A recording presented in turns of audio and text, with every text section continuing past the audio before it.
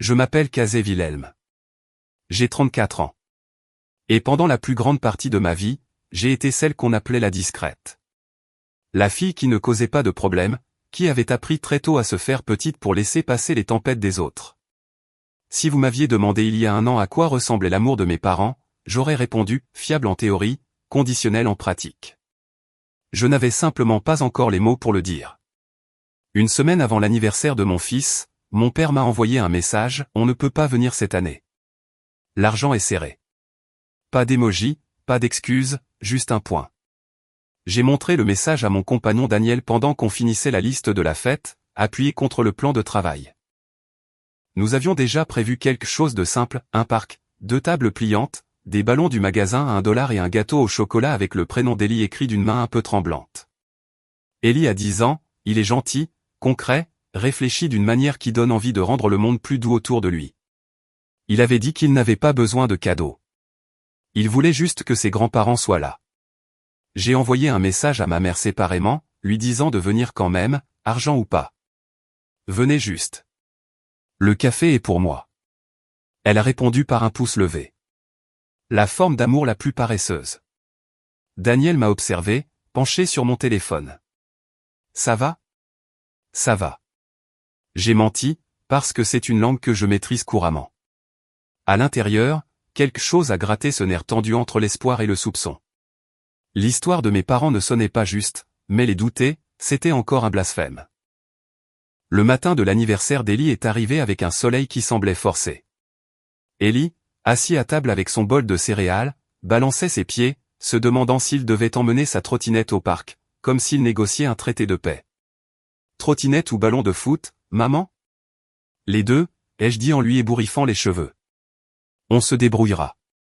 Par réflexe, j'ai ouvert Instagram.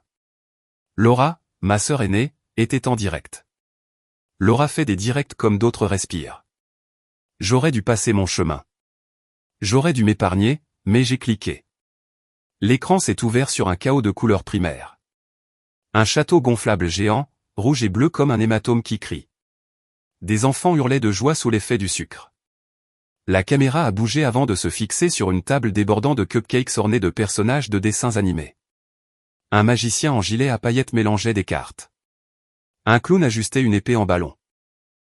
Et puis, comme si le passé tendait la main pour m'attraper à la gorge, j'ai vu mon père rire, portant un plateau de cupcakes, ma mère derrière lui, accrochée à une guirlande métallique où l'on pouvait lire « Let's Party ». J'ai cessé de respirer. Par instinct, mon pouce est resté suspendu au-dessus de l'écran, comme si changer l'angle pouvait changer la vérité.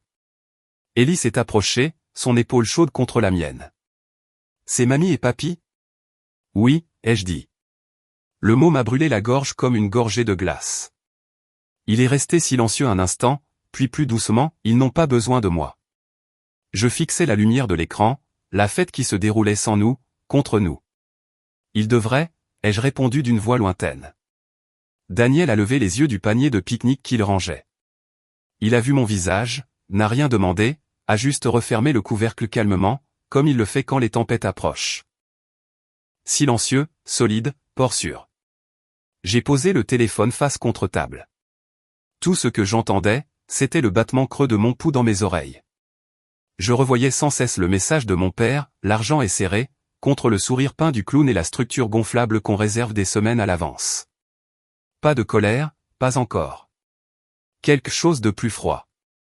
La sensation d'une pièce de puzzle qui s'emboîte, révélant une image qu'on n'aurait jamais voulu voir. Au parc, nous avons faim la joie malgré tout. Daniel a fait griller des hot-dogs et lancé la playlist préférée d'Eli sur une petite enceinte. Eli a soufflé ses bougies sur un gâteau du supermarché pendant que nos amis applaudissaient comme si c'était un exploit. J'ai souri jusqu'à en avoir la vue brouillée. Chaque fois que je regardais mon téléphone, j'espérais un message. On arrive, ou, surprise. Rien. Juste le replay de Laura, son monde saturé de couleurs, le nôtre en nuances de gris. J'ai toujours été celle qui trouve des excuses. Peut-être qu'ils ont oublié. Peut-être qu'ils ont été pris de court. Peut-être que la vidéo datait d'une autre semaine sauf que j'ai reconnu la date sur le panneau derrière la table des cadeaux, fête de la rentrée. Une fête avec maquillage et photoboot pour les enfants de ma sœur. En rentrant, Ellie a déballé ses quelques cadeaux et commencé à construire un commissariat Lego, fredonnant sous son souffle, concentré et courageux. J'ai lavé les assiettes en carton par réflexe avant de les jeter mouillées. Daniel a essuyé ses mains et m'a regardé. « Dis-le » a-t-il murmuré. « Peu importe ce que c'est, ce n'est pas la fête. » Ma voix m'a devancé, c'est le choix. Il a hoché la tête comme s'il savait déjà. « Tu veux que je les appelle ? » Non. Le mot est sorti ferme pour une fois. Je veux faire quelque chose que je ne déferai pas demain matin. J'ai pris mon ordinateur dans le tiroir où dorment les choses qu'on ne veut pas affronter, vieilles lettres, coupons périmés, fantômes de mes 20 ans. Je me suis connecté à l'adresse mail qu'on utilisait depuis des années pour le loyer de mes parents. Les images des chèques alignés sagement, 950 $, envoyés chaque mois depuis plus de 3 ans, le loyer, les courses, une urgence dentaire pour Laura, les cadeaux d'anniversaire des jumeaux, 2 pneus changés, Noël quand on avait payé les factures pour qu'ils ne gèlent pas. Rien de tout cela n'avait jamais été présenté comme une aide. C'était une obligation, une taxe familiale que moi seul semblais devoir. J'ai pris une capture d'écran du dernier chèque encaissé. J'ai ouvert un nouveau courriel, adressé à mes parents, en copie à leur propriétaire. Dans l'objet, j'ai tapé « Retour à l'expéditeur ». Je n'ai pas ajouté de menaces ni de longues explications, j'ai appris que les explications sont des invitations au débat. J'ai simplement écrit « Nous ne serons plus responsables de votre loyer ni de vos dépenses. Merci de mettre vos dossiers à jour. » Kazay. J'ai joint la capture d'écran, non comme preuve, mais comme miroir. Plus question de faire semblant que la générosité soit invisible. Mon curseur a flotté au-dessus du bouton « Envoyer ». Ellie a ri dans le salon, ce rire vrai qui illumine tout son visage. J'ai pensé à lui ce matin-là, quand il avait demandé « Ils n'ont pas besoin de moi ». Et à mon silence qui blessait. Daniel s'est approché, sans me toucher, sa présence suffisante. « Tu es sûr ?» a-t-il demandé doucement. « Je suis sûr » ai-je dit. Cette certitude, c'était comme enfiler des chaussures à ma taille depuis toujours.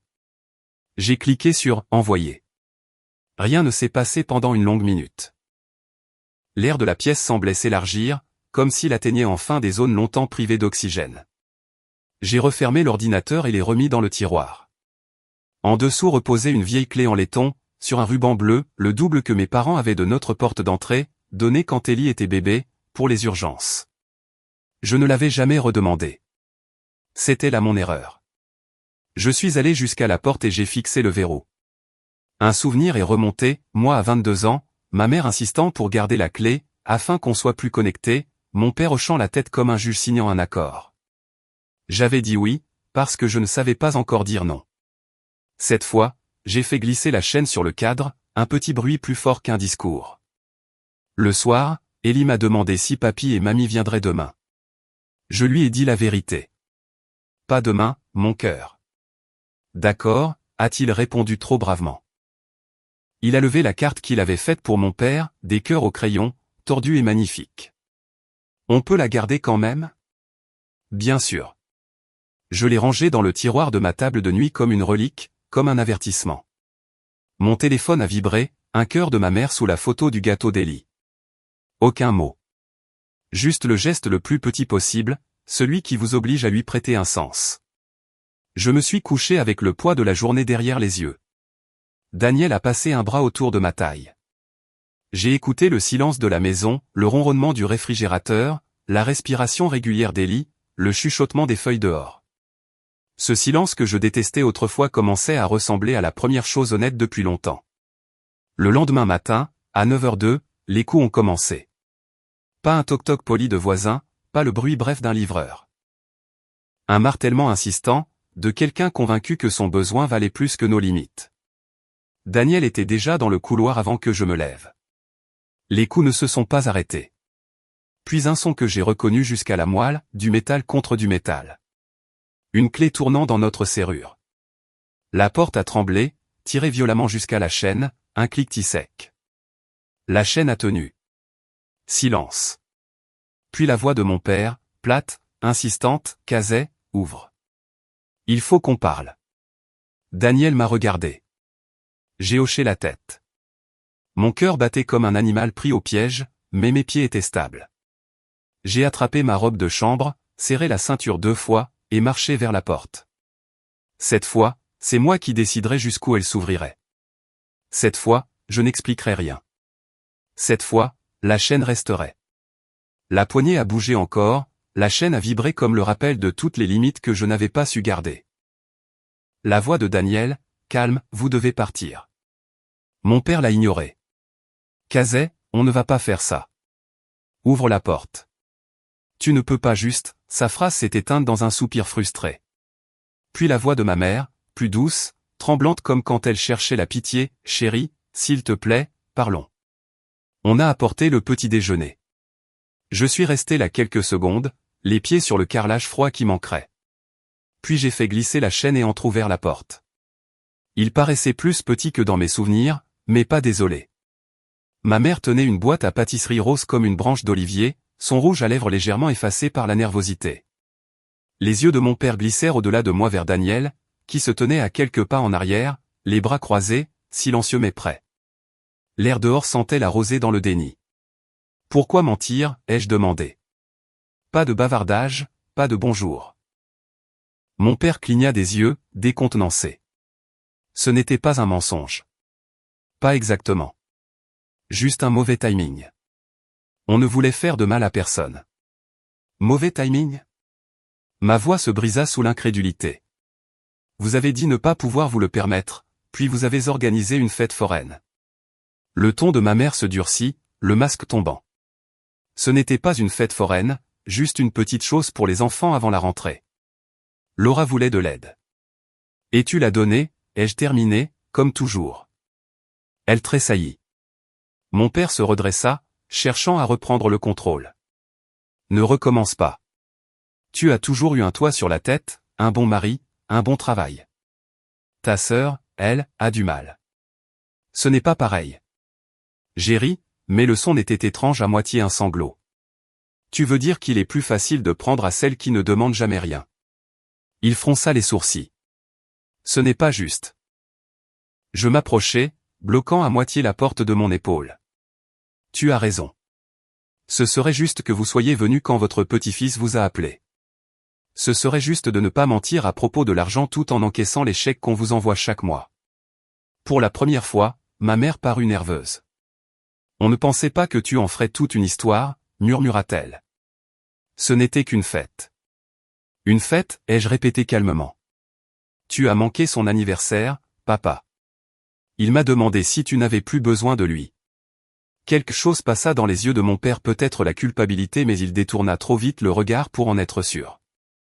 Ma mère fit un pas en avant, brandissant la boîte à pâtisserie comme une excuse. Tiens, chérie, on a apporté ça pour Ellie. Des éclairs au chocolat, ses préférés. La voix de Daniel coupa à travers l'entrebâillement de la porte avant que je puisse répondre, c'est bon, merci. Elle se figea, comprenant que cette fois, il n'allait pas arranger les choses. Mon père se redressa, la voix plus basse, Kazay, écoute. Tu as fait ton point, mais nous menacer avec le loyer, ce n'est pas correct. On est une famille. On règle les choses. Je ne vous ai pas menacé, répondis-je posément. J'ai juste arrêté de payer. Il serait dit. Après tout ce qu'on a fait pour toi. Ce fut l'étincelle qui mit le feu à des années de rancune sèche. Tout ce que vous avez fait pour moi? J'ai payé votre loyer, vos courses, vos factures, les réparations de la voiture de Laura, vos frais médicaux, vos vacances. Qu'avez-vous fait pour moi? Ma mère serra les lèvres. Nous t'avons élevé. Élevé à quoi? À m'excuser d'exister? Les mots sortirent plus glacés que je ne l'aurais cru. Mes mains tremblaient, mais je ne les cachais pas. Pour une fois, ce tremblement ressemblait à de l'honnêteté. La mâchoire de mon père se contracta. Tu agis comme si l'argent était tout. Vous me le demandiez, chaque mois, sous d'autres mots. Il fit un pas, mais la porte l'arrêta. Continue comme ça, Kazay, et on parlera peut-être des conséquences. Mon estomac se serra. Des conséquences?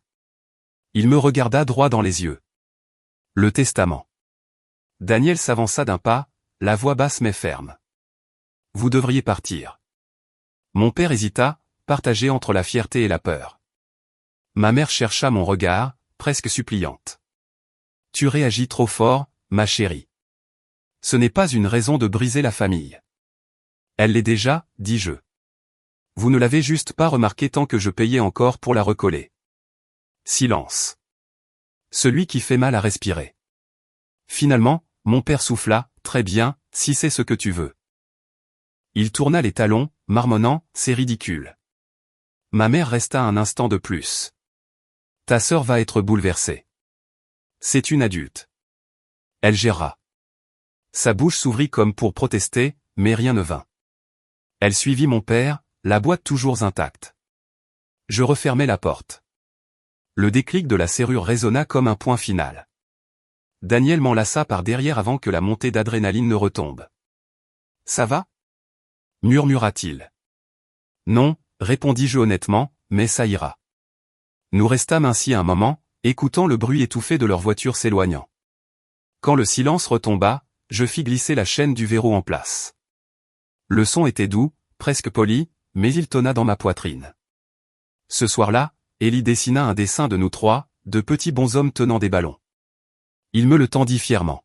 « L'an prochain, on ira à l'arcade, d'accord ?» « Oui, dis-je en souriant. »« Encore mieux. » Il rit. « Mais pas de clown. »« Pas de clown, promis. » Plus tard, dans la pénombre, je regardais la lumière du Porsche se refléter sur la chaîne. Elle brillait comme une ligne entre l'ancienne culpabilité et la liberté nouvelle. Pour la première fois, je ne me sentais pas prisonnière derrière la porte. Je me sentais protégé par elle. Au matin, la tempête avait migré en ligne. Tout commença par une notification. Laura Wilhelm vous a identifié dans une publication. J'aurais dû l'ignorer. Continuer à préparer le déjeuner d'Ellie. Faire défiler sans m'arrêter, comme pour toutes ces trahisons silencieuses qu'on apprend à avaler. Mais la curiosité se double cruelle de l'espoir me fit cliquer. Son poste, une capture d'écran de mon mail avec le chèque de loyer joint et l'objet, retour à l'expéditeur. Au-dessus, elle avait écrit, quand la jalousie est de famille, certains ne supportent pas le bonheur des autres. En dessous, un carrousel de photos souriantes de la fête, mes parents, ma sœur, ses jumeaux, tout ce que l'argent peut faire briller. Les commentaires pleuvaient, certaines personnes adorent le drame, punir ses propres parents, imaginez, c'est pas elle qui ne leur rend jamais visite? Quand j'atteignis la fin du fil, mon téléphone vibrait sans répit, appels, messages, groupe ressuscité, cousins lointains, anciens collègues tous soudain experts en ingratitude. Daniel entra, un café à la main. Son visage se durcit en voyant le mien. Qu'est-ce qu'il s'est passé? Ils m'ont fait passer pour la méchante, dis-je d'une voix plate. En public.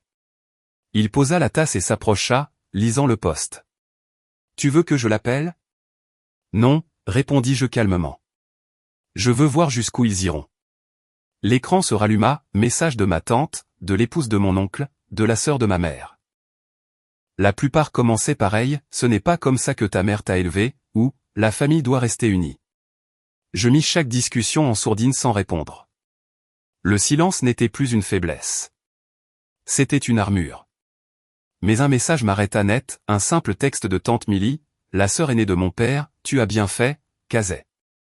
Il était temps que quelqu'un le fasse. Je restais là, le regard fixé sur ces mots comme sur une lueur dans un couloir sombre. Puis je retournai le téléphone essoufflé. La guerre pouvait bien gronder dehors. À l'intérieur, j'avais cessé de me battre pour une paix que je n'avais jamais eue. Ce soir-là, Daniel prépara le dîner spaghetti et pain à l'ail feignant d'ignorer que je ne mangeais presque pas. Ellie me montra un dessin fait à l'école, 3 petits personnages sous un citronnier. C'est nous, dit-il. Et mamie et papy, demandai-je doucement. Il haussa les épaules. Ils ne sont pas là aujourd'hui. Son ton me brisa plus que n'importe quel poste en ligne. Les enfants ne mentent pas, ils reflètent seulement ce qu'on leur donne. Après qu'il se fut endormi, j'ouvris l'ancien ordinateur de Daniel. Je savais ce que je cherchais, un tableur qu'il avait gardé en silence. Chaque transaction pour mes parents et pour Laura. $950 de loyer x 36 mois, $5000 pour le déménagement de Laura, $1200 de réparation, $600 de prêt de Noël, $300 de dentiste, $150, $200. Le total en bas me fixait comme une confession, 15 850. Je parcourus la liste, me souvenant de chaque merci qui n'était jamais venu. Et je ressentis quelque chose d'inattendu, du soulagement. Il y a une liberté dans l'épreuve. Une fois que tu vois les chiffres, la manipulation perd sa magie. Daniel s'approcha, posa une main sur mon épaule. Tu n'as pas besoin de regarder ça. Si, dis-je. J'ai besoin de voir ce qu'ils ont pris. Il hocha la tête, m'embrassa sur le front, éteignit la lampe. Alors regarde une fois, et après on en finit avec eux. Quand il partit se coucher, je restais dans l'obscurité, la lueur de l'écran pour seule lumière. Je murmurais dans le vide, c'est fini. Mais au fond, je savais. Le karma ne frappe pas une seule fois. Il tourne.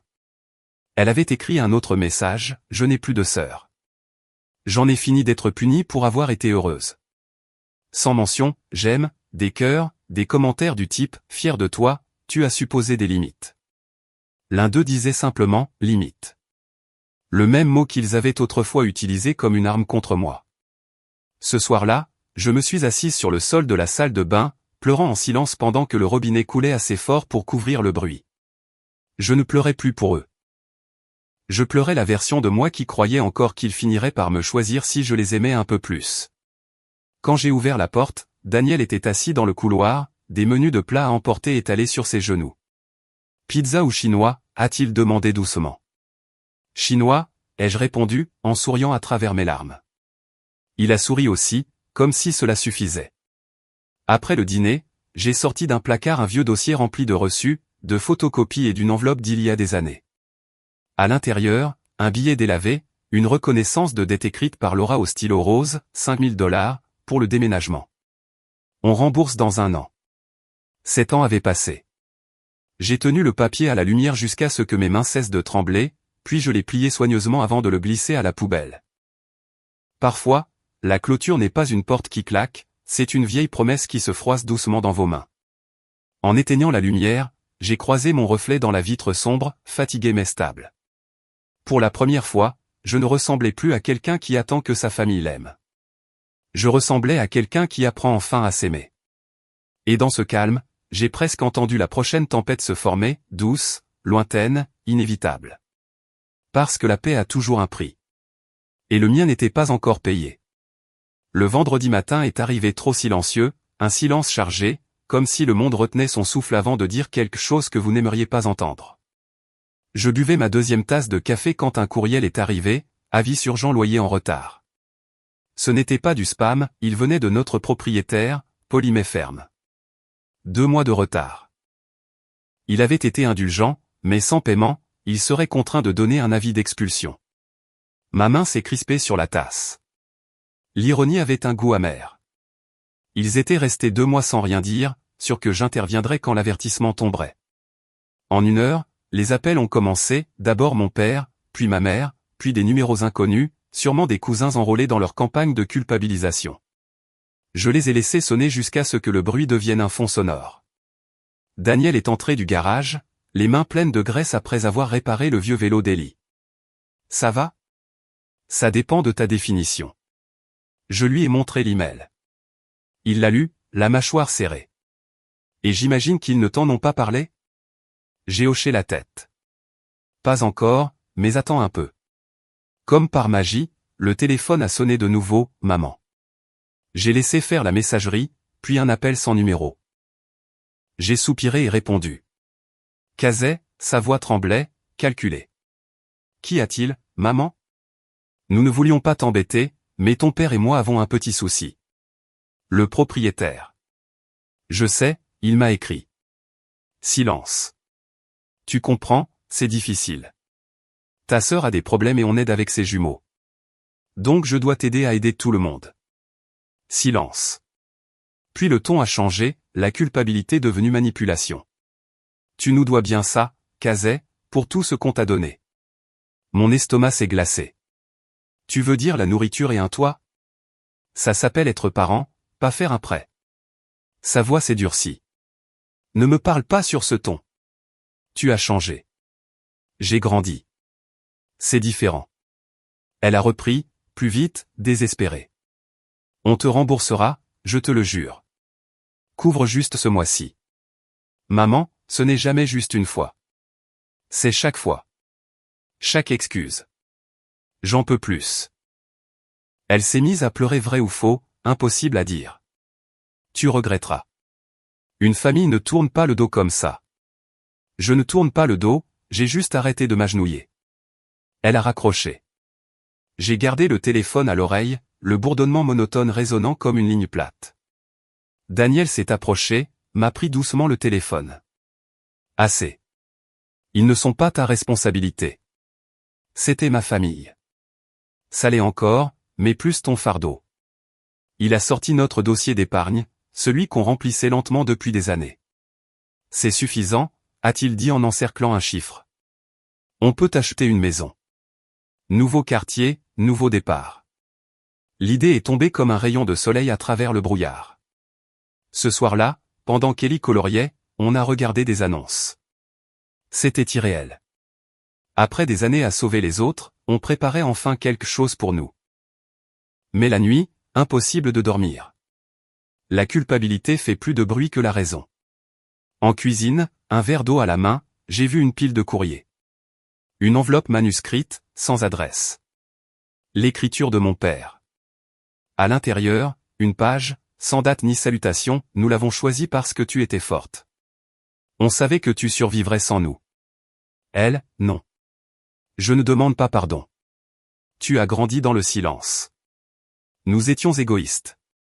Je ne l'ai jamais dit. Papa. Mes genoux ont fléchi. Pas de tristesse, mais de lucidité. Ce n'était pas l'ignorance qui les avait poussés à me blesser, c'était un choix. Ils m'avaient vu, connu, et malgré tout choisi elle. J'ai plié la lettre et l'ai glissée dans un tiroir, avec la vieille clé qu'ils n'avaient jamais réclamée. Puis j'ai refermé. Le week-end, ils étaient partis. Pas d'adresse, juste une photo sur le compte de Laura, un camion de déménagement, légendé, nouveau départ. Un message de maman, merci. J'espère qu'un jour tu comprendras. Je l'ai supprimé. Il n'y avait plus rien à comprendre. Une semaine plus tard, nous avons visité une petite maison jaune avec un citronnier dans le jardin. Ellie a couru devant, on peut vivre ici? Daniel m'a souri. Si tu dis oui.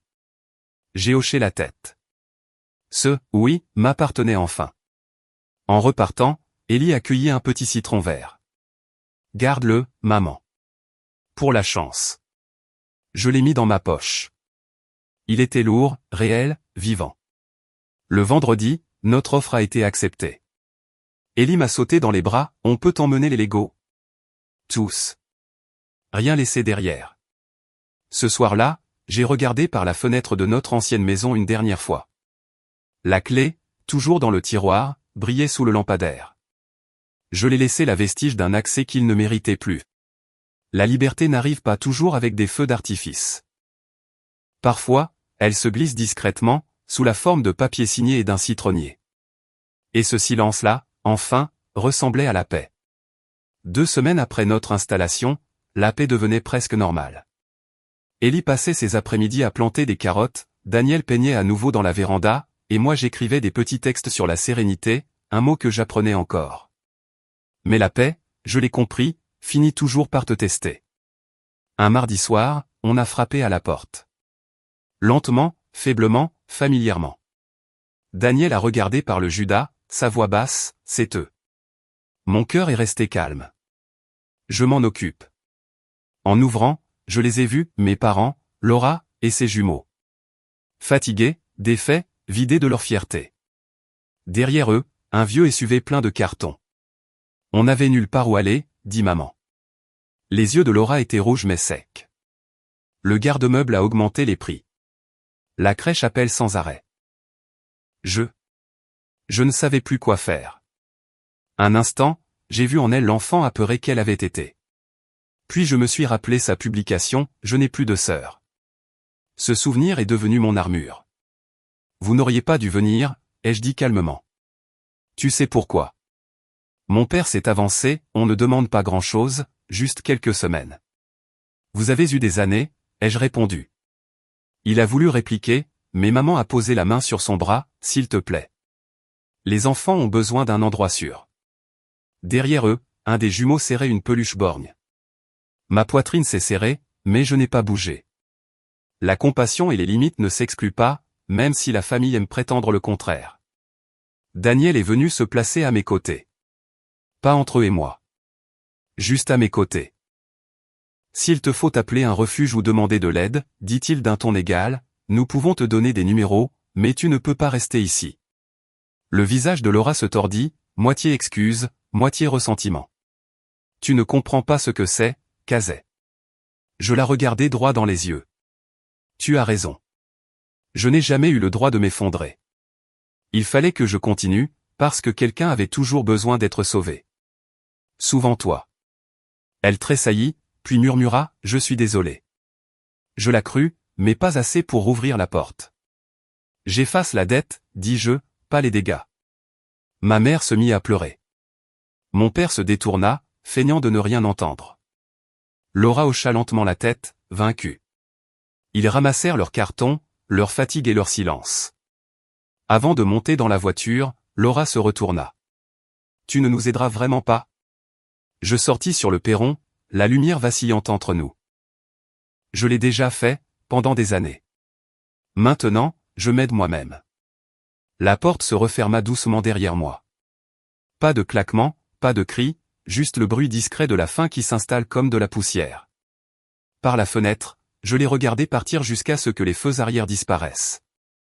Les jours suivants furent lourds mais limpides. Ellie ne demanda jamais qui était venu. Peut-être qu'il savait. Peut-être qu'il n'en avait pas besoin. Il était trop occupé à vérifier le jardin chaque matin, attendant la première pousse verte percer la terre. Un après-midi, il cria depuis dehors, « Maman, regarde !» Une fine tige avait surgi du sol, frêle mais vivante. Je m'agenouillai à côté de lui, les ongles pleins de terre, le soleil sur le visage. « C'est toi qui as fait ça, dis-je. » Il sourit. On l'a fait ensemble. Daniel apporta de la limonade, souriant sous le citronnier dont les branches ployaient désormais sous les fruits. Preuve éclatante et obstinée que ce qui est planté avec soin peut s'épanouir n'importe où, même dans une terre jadis sèche. Ce soir-là, assise sur le perron, je respirais le parfum mêlé des citrons et de la peinture fraîche. Je pensais à mes parents, à toutes ces années passées à essayer de mériter un amour qui aurait dû être inconditionnel. Les gens croient que couper les liens familiaux, c'est claquer des portes et crier, mais la vérité, c'est que la vraie faim est silencieuse. Plus d'attente pour des appels qui ne viendront jamais. Plus de justifications répétées qu'ils n'écouteraient pas. Juste vivre. Ellie s'était blottie contre moi sur la balançoire du porche, à moitié endormie. « Maman, murmura-t-il, on va rester ici pour toujours ?» Je lui caressai les cheveux en souriant. « Aussi longtemps qu'on le voudra. » Il hocha la tête, les yeux clos. Les cigales fredonnaient leur chanson d'été constante. Daniel éteignit la lumière du porche et, un instant, le monde ne fut plus que le son de la nuit et le battement du cœur de la paix. Le silence m'effrayait autrefois.